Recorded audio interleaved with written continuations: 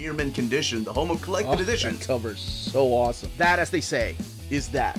Marvel Comics, let's go ahead and get started.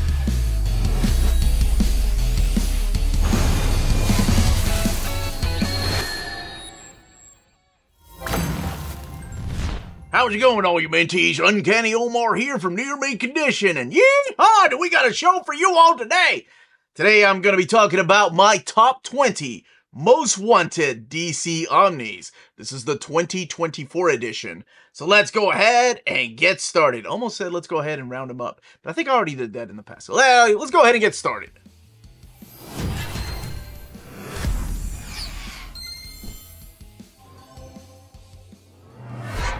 And welcome back, everybody. Big thank you to all of you that have been watching these videos over the years.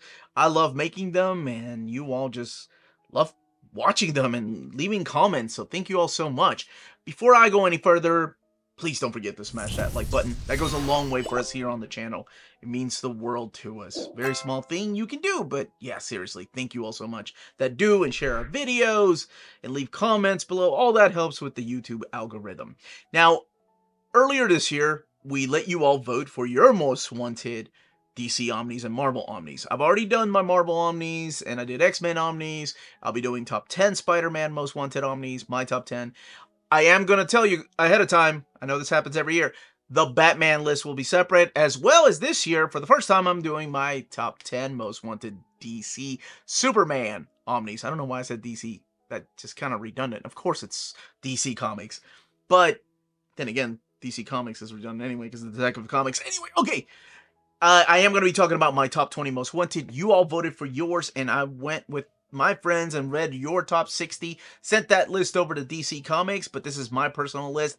And there might be some in here that you've already seen in the past, but there are some new ones just because putting that list together was a lot of fun. And mapping these books, I love mapping them. So let's go ahead and start. This is a countdown, and again, I will write down in the description of the video all of the books that made it on the list this year. Number 20, Aquaman by Larsen and Jurgens Omnibus.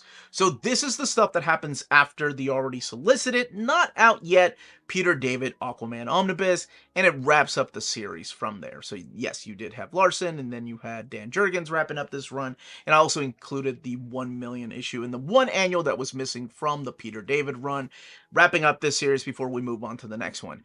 I know that in the past they've had like Aquaman Silver Age canceled and it became the deluxe editions, but hopefully, you know, that Peter David Aquaman Omnibus will sell well enough to let DC know that, hey, there's a lot of interest in this character, so let's keep making Omnis.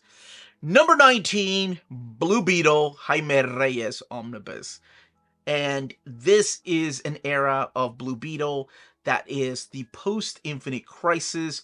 As a matter of fact, I wanted to go ahead and add in the Infinite Crisis issue where he made his first appearance, just in case, maybe like some of the recap pages, but I feel like this is, you know, Keith Giffen, it's John Rogers, it's Jay Torres working on this book, and this is a new guardian of the Blue Beetle Scarab after Ted Kord. And there's just a lot of experimental things that were happening in these particular issues that they don't get a lot of credit for. This is the 2006 to 2009 era. There was a New 52 era, but I didn't want to include that in this omnibus just because it's a little bit different. Number 18, we talk about event omnis, so let them come.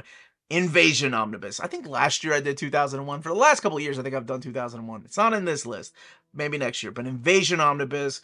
And again, we're talking about somebody like Keith Giffen working on this particular massive crossover. It was a little more, yeah, it was bigger than Legends, but this is all about the Alien Alliance and the Dominators and the Coons. They're coming here to wipe out all the metahumans, so that means that the metahumans, all the superheroes, have to fight back. And it's just a wonderful series. And then you got artwork in there from Todd McFarlane in the little miniseries. But I want the entire crossover event collected, including some of the titles that have never been collected before in an oversized format. And speaking never collected before, I want this book. This is Arak, Son of Thunder Omnibus. So Arak was a character that first appeared in the Warlord, the Mike Grell book that I always add to the list, and yes, it will be on this list again. Created by not just Roy Thomas, but also Ernie Colon. Both of them had worked on Conan.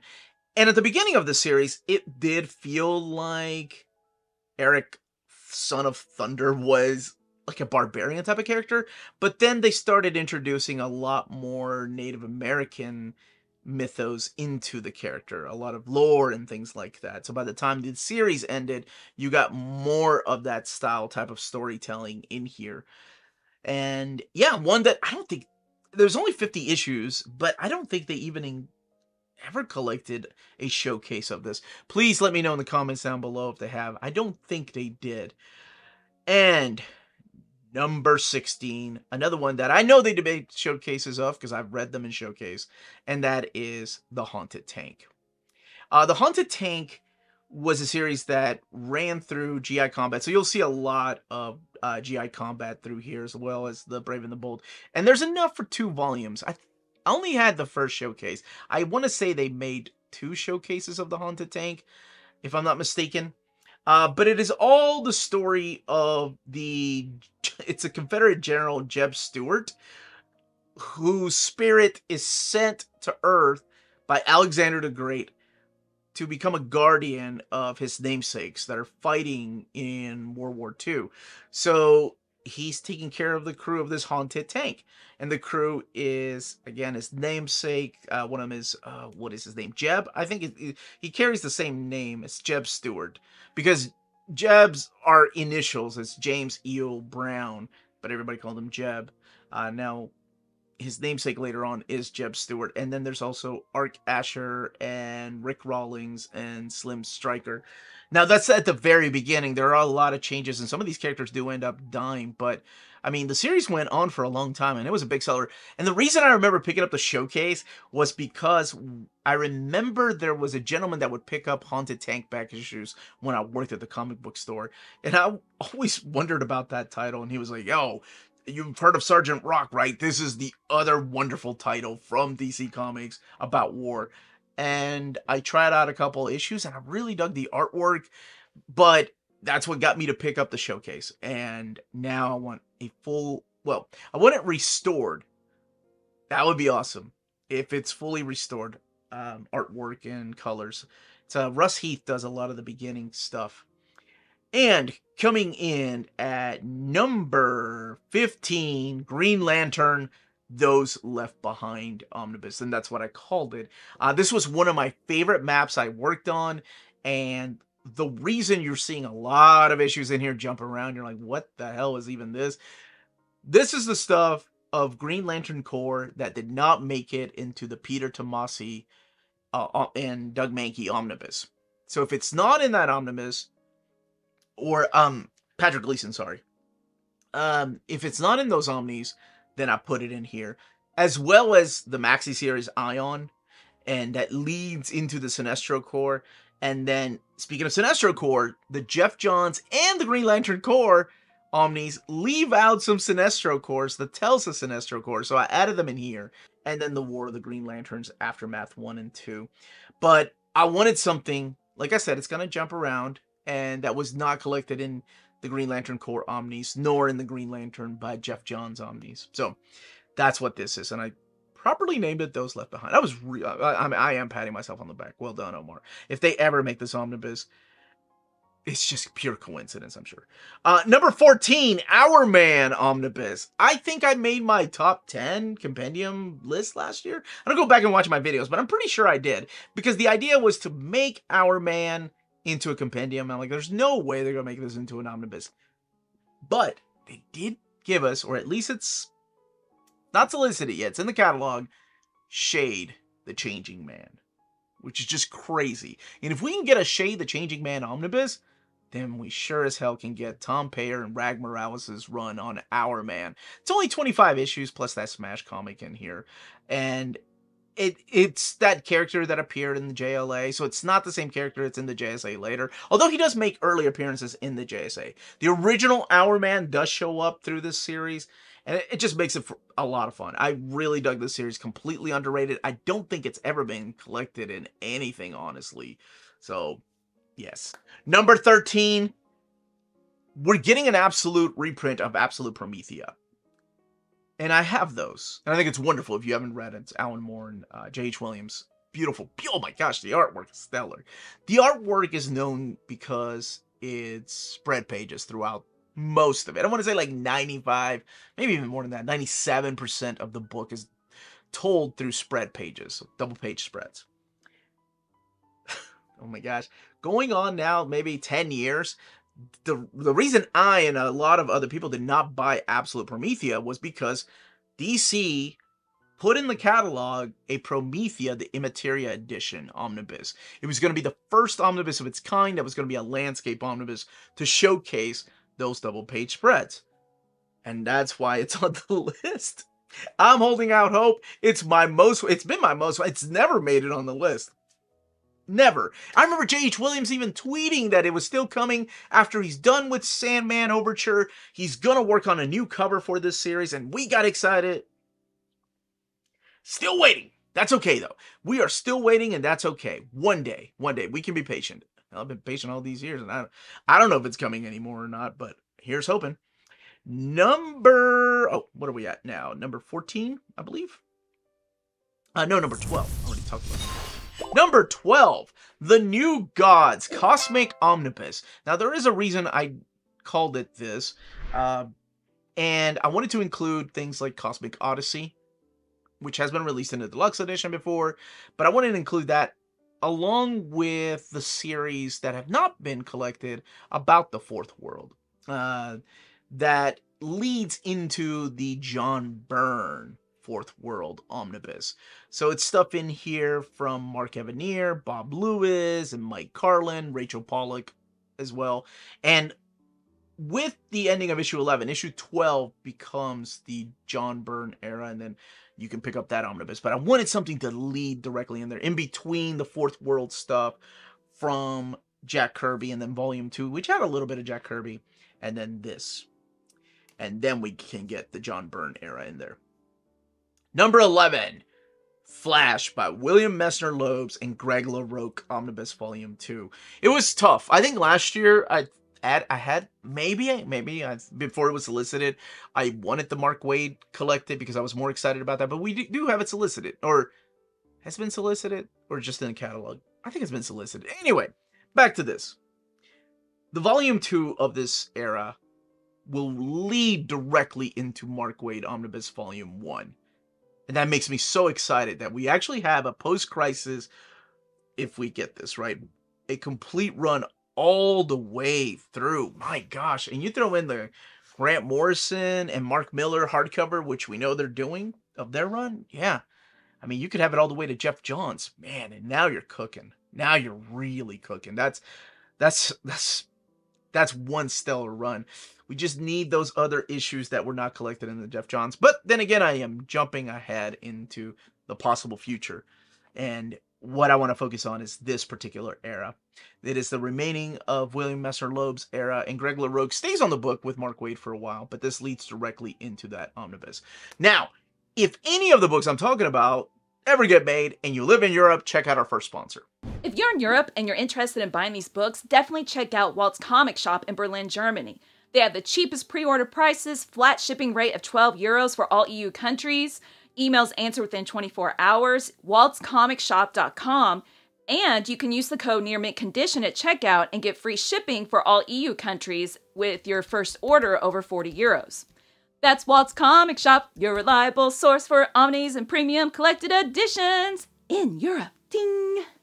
Coming back, this time around at number 10. I don't know where it's been for the past few years, but The Warlord. This is the Mike Grell era, so just the first 2 volumes. There's more Warlord after this. This is all about Travis Morgan, who lands in this magical world called Skartaris, and it's like this hollow earth.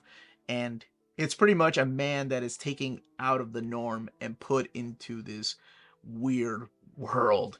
Now, there were a couple of spin-off series that came out of this. Arak, the Son of Thunder, of course. And there's another one that will be on this list here in a few minutes, actually. Or a few seconds, depending on how long I talk about this next book.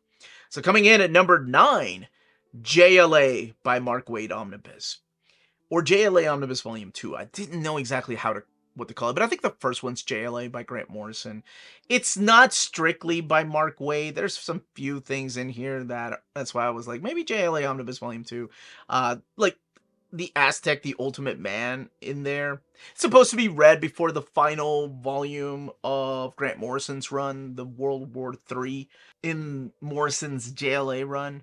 But figured it needs a place, right?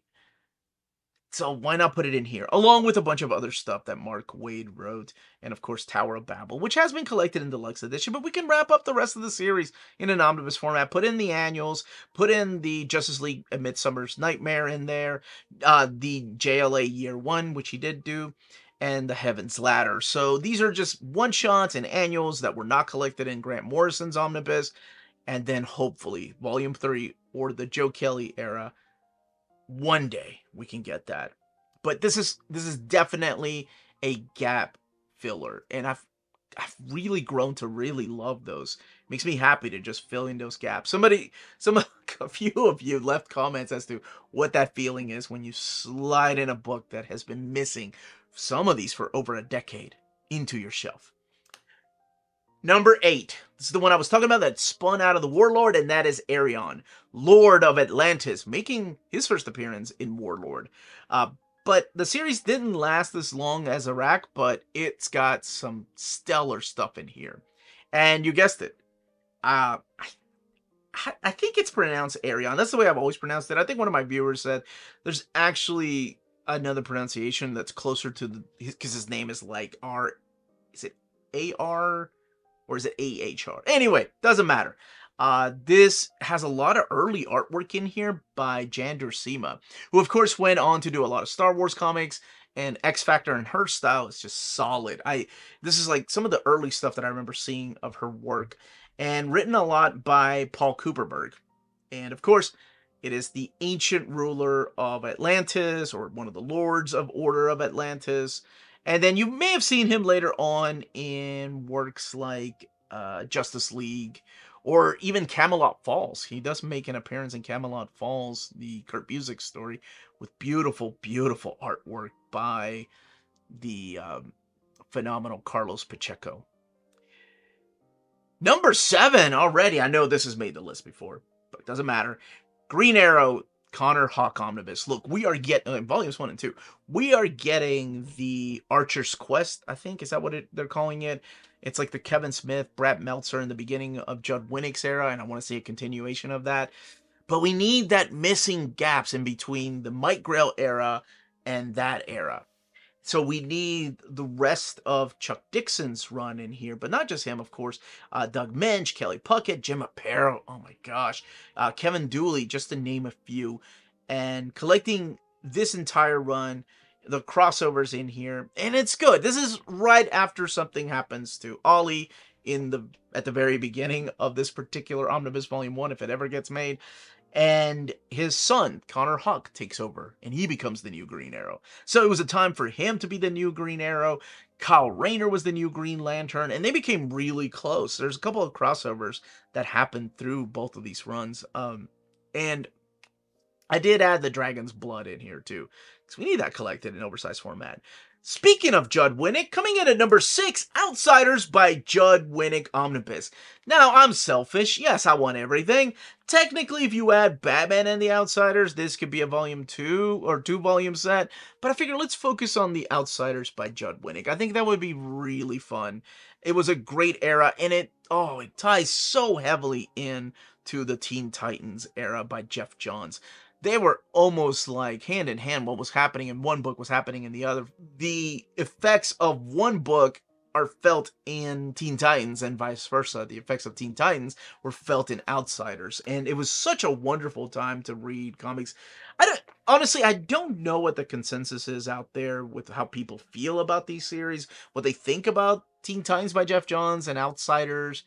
Because I think I had stepped away from forums and the internet as a whole as people arguing over what's good and what isn't. So I really don't know. I don't know how people felt, but I really enjoyed Judd Winnick's Outsiders. And, of course, his Green Lantern. Oh, and One Day. Yeah, his Green Lantern, one day in omnibus format. But his Green Arrow is solid too. All right, let's move on to number 5 that ties in heavily with number 6. Teen Titans, Omnibus Volumes 2 and 3. So this is after the events of Jeff Johns' run. Jeff Johns leaves the book. There were some missing issues. The missing issues, 27 and 28. Those are by Gail Simone and Rob Liefeld. The Hawk and Dove issues. Those I wanted to collect because I didn't want anything left behind, including all the little miniseries. And I think I still want the Terror Titans in here, even though those have been collected elsewhere. I feel like this would be incomplete without it. This is the beginning of the whole Titans East storyline, or actually a continuation of that. And you have a lot of follow-ups to some storylines that Jeff Johns started. So taking us all the way to 100 before the series is eventually relaunched. But absolutely, we need both of those volumes. Number 4, I think this is actually a compendium. I don't care. Now it's like, oh, it's omnibus time, baby. Spectre, the Hal Jordan era of Spectre. Kicking it off with, of course, the Day of Judgment. This is the era by J.M. DeMatteis, or DeMatteis, sorry about that, J.M.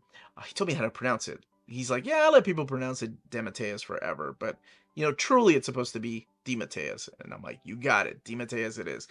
And Ryan Sook, providing some phenomenal artwork. And it is a little bit of a spoiler, because it is called Spectre, Hal Jordan era. But why is Hal Jordan the Spectre? What's going on? Well, you can find out by reading this wonderful book, and then of course this leads directly into Green Lantern Rebirth. I love that feeling of just things that can be read, and then you're like, oh, I want to know what happens to Hal next. Read Green Lantern Rebirth. Oh, I want to know what happens to the Spectre next. Read Infinite Crisis. Oh, such a great feeling to tell people where to go and read next. Number 3, Jonah Hex by Palmiotti and Gray Omnibus. It can be done in 2 volumes, including the wonderful No Way Back, which to me is a phenomenal one-shot. And I know that this run has been available in trade paperback, but those trade paperbacks are so out of print. Like, it's insane how much some of those prices are for those books. And it is a phenomenal series. It's a Western that really, I'm not sure how it kept getting published, honestly. Not because it's controversial or anything, but just because Westerns don't do that well these days. It's Western comics, that is.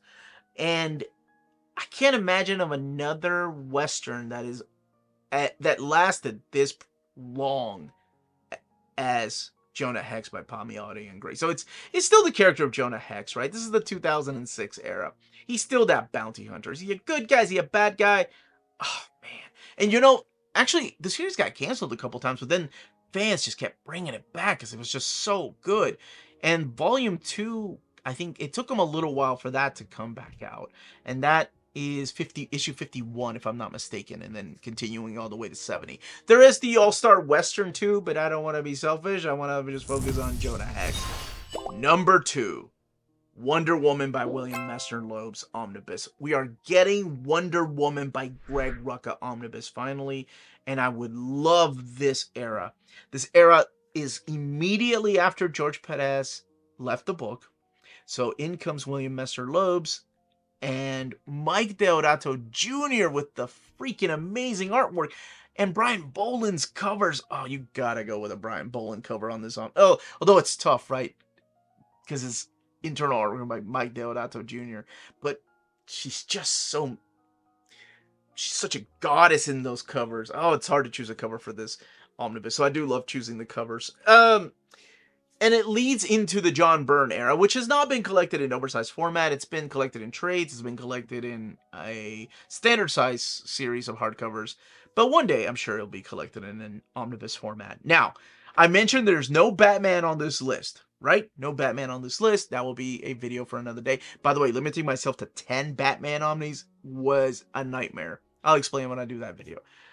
But coming in at number 1 with no Batman, it's my... one that I've wanted. One that I remember DC asking me, what are my thoughts? And I'll explain why here in a minute. Starman Omnis, Volumes 1 and 2. Oh my gosh. Please, please. And yes, with Shade. With the Shade 12-issue maxi series from 2011 in there. to just complete this wonderful series. And there are rumors that Harris and Robinson are bringing back the character of Starman. Our Starman. Now, when I was in contact with DC, they had asked me, what are my thoughts if they release Starman as a compendium? And I said, you know, it is absolutely 100% your decision. You guys are the ones that make these decisions. But I think an omnibus would sell better. And in the end, they decided to go with a compendium and release 2 of them. And I'm absolutely sure that they sold a ton of those. And I'm just holding out hope. You know, maybe one day we'll get an omnibus mapped like those compendiums. That would be nice. But yeah, Starman. Oh man, that just the birthday issues. It's such a beautiful, heartbreaking, wonderful, hopeful story. I love Starman, and it is at number 1.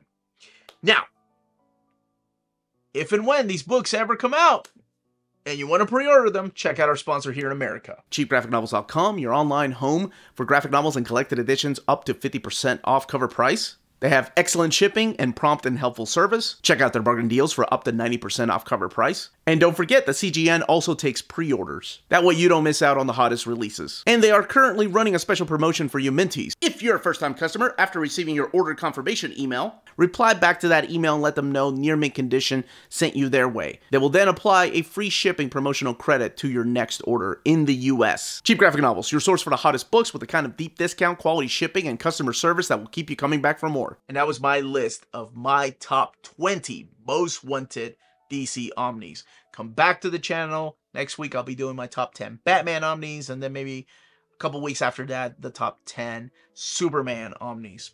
And let me know what your top 1, top 2, top 10, top 20 are down below. If any of these books at all interest you, what you voted for, what you think of the mapping, and all those comments. Any questions, leave them down below. Don't forget to smash that like button on the way out. That is it, everybody. Stay healthy and safe out there. Much love.